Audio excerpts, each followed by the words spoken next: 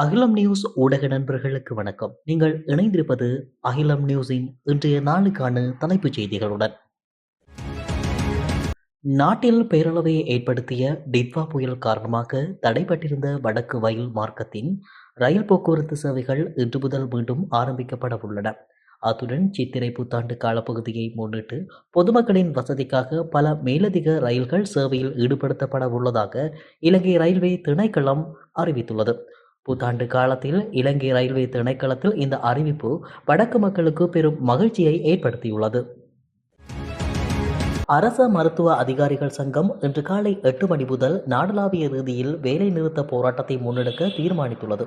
சுகாதார அமைச்சினால் 436 புதிய மருத்துவர்களுக்கான பயிற்சிக்கு பின்னரான நியமனங்கள் வழங்கப்பட்டன.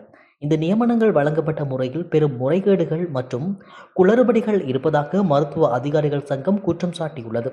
புதிய மருத்துவர்களுக்கான நியமன பட்டியல் வெளியிடப்பட்ட விதம் மற்றும் அதில் பின்பற்றப்பட்ட நடைமுறைகள் திருப்திகரமாக இல்லை என சங்கம் சுட்டிக்காட்டியுள்ளது. இந்த நியமன நடைமுறைக்கு எதிர்ப்பு தெரிவிக்கும் வகையிலேயே இன்று காலை முதல் பணி பரிஷ்கரிப்பில் ஈடுபட முடிவெடுக்கப்பட்டுள்ளது. நாட்டில் மின்தடை ஏற்படவில்லை என அரசாங்கம் கூறி வரும் நிலையில் நேற்று முன்தினம் 45 இடங்களில் மின்சாரம் துண்டிக்கப்பட்டதாக நாடாளுமன்ற உறுப்பினர் டிவி சானக தெரிவித்துள்ளார். தரம் குறைந்த நிலக்கரி பயன்பாட்டினால் மின் உற்பத்தியில் பாதிப்பு ஏற்படும் என தாம் 2 வாரங்களுக்கு முன்பே நாடாளுமன்றத்தில் எச்சரித்ததாகவும் அவர் சுட்டிக்காட்டினார். தரம் குறைந்த நிலக்கரி காரணமாக சுமார் 150 மெகாவாட் மின் உற்பத்தி இழப்பு ஏற்பட்டுள்ளது. இதன் காரணமாகவே மின் இணைப்புகளை துண்டிக்க வேண்டிய நிலை ஏற்பட்டதாக அவர் கூறினார். மின்சாரத்தை துண்டிப்பதற்கு முன்னர் பொது பயன்பாடுகள் ஆணைக்குழுவின் அனுமதியை பெறுவது கட்டாயமாகும். ஆனால் இந்த மின் தடைக்கு எவ்வித அனுமதியும் பெறப்படவில்லை என்று அவர் மேலும் குற்றம் சுமத்தியுள்ளார். எதிர்வரும் சித்திரை புத்தாண்டை முன்னிட்டு பொதுமக்களின் நலன் கருதி மத்திய மாகாண பயணிகள் போக்குவரத்து அதிகார சபையின் அதிகாரிகள் பேருந்துகளை சோதனை செய்யும் விசேட நடவடிக்கையை ஆரம்பித்துள்ளனர். நுவரேலியா மாவட்ட அபிவிருத்தி குழுவின் தலைவரும் நாடாளுமன்ற உறுப்பினருமான மஞ்சுள சுரவீர ஆராய்ச்சியின் பணிப்புரைக்கு அமைய இந்த நடவடிக்கை முன்னெடுக்கப்பட்டுள்ளது. நோர்வுட் பகுதியில் உள்ள கெசல்கமுவா ஆற்றில் அடையாளம் தெரியாத ஒரு பெண்ணின் சடலம் மீட்கப்பட்டுள்ளது. காசல்டி நீர்த்தேக்கத்திற்கு நீர் ஏந்தி செல்லும் நோர்வுட் கெசல்கமுவா ஆற்றில் ஒரு பெண்ணின் சடலம் மிதந்த நிலையில் காணப்பட்டதாக நோர்வுட் போலீஸ் நிலையத்தின் பொறுப்பதிகாரி தெரிவித்துள்ளார். நாட்டின் வாழ்க்கை செலவு 300% அதிகரித்துள்ள நிலையில் அதற்கு ஈடாக அரச ஊழியர்களின் சம்பளத்தை அதிகரிப்பதற்கு அரசாங்கம் எப்போது நடவடிக்கை எடுக்கும் என ஸ்ரீலங்கா பொதுஜன பெரமுனவின் நாடாளுமன்ற உறுப்பினர் நாமல் ராஜபக்ச கேள்வி எழுப்பியுள்ளார். நாட்டின் தற்போதைய நிலைமை குறித்து நாடாளுமன்றத்தில் நேற்று நடைபெற்ற ஒத்திவைப்பு வேளை விவாதத்தில் கலந்து கொண்டு உரையாற்றும் போதே அவர் இவ்வாறு கேள்வி எழுப்பியுள்ளார். திருகோணமலை ரயில் நிலையத்திலிருந்து ரயில் வளாகத்திற்கு பெட்டிகளை கொண்டு சென்ற ரயில் இயந்திரம் ஒன்றில் தீப்பரவல் ஏற்பட்டுள்ளது. சுமார் 60 கோடி ரூபாவுக்கும் அதிக மதிப்புள்ள இயந்திரத்தில் திடீரென தீ பரவியமைக்கான காரணம் இதுவரை தெரிய வரவில்லை. சம்பவம் தொடர்பான மேலதிக விசாரணைகளை போலீசார் ஆரம்பித்துள்ளனர்.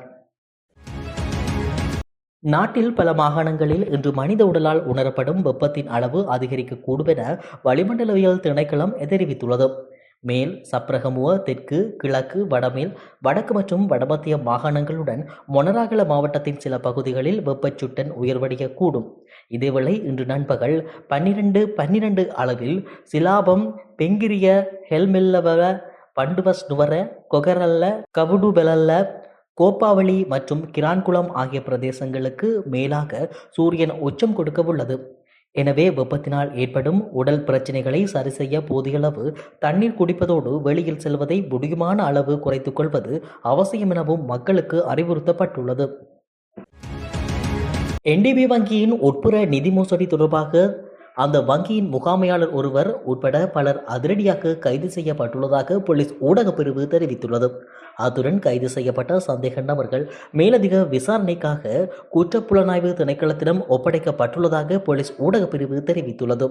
சம்பவம் குறித்து NDB வங்கி விடுத்துள்ள அறிக்கையில் இந்த சம்பவத்தினால் எந்தவொரு வாடிக்கையாளரின் வங்கி கணக்குகளுக்கோ அல்லது வைப்புகளுக்கோ எந்தவித பாதிப்பும் ஏற்படவில்லை என குறிப்பிடப்பட்டுள்ளது.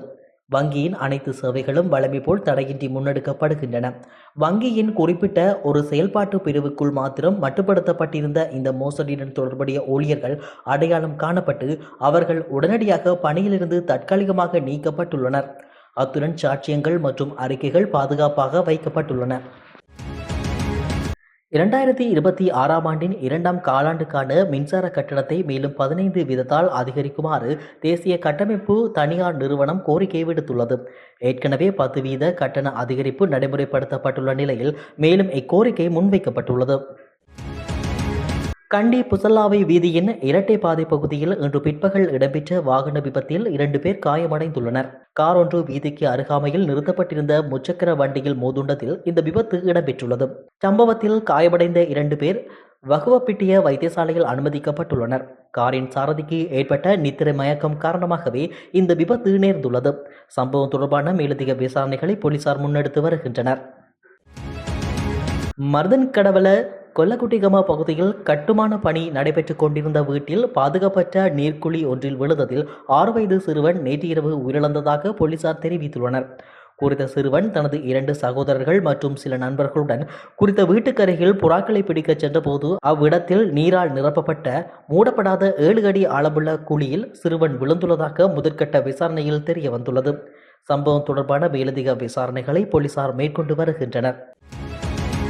உற்சவகால உணவு பட்டியல்களுக்கான கட்டணங்கள் நேற்று முதல் அதிகரிக்கப்பட்டுள்ளதாக அகில இலங்கை உற்சவ மண்டபங்கள் மற்றும் உணவு வழங்குனர்கள் சங்கம் தெரிவித்துள்ளது.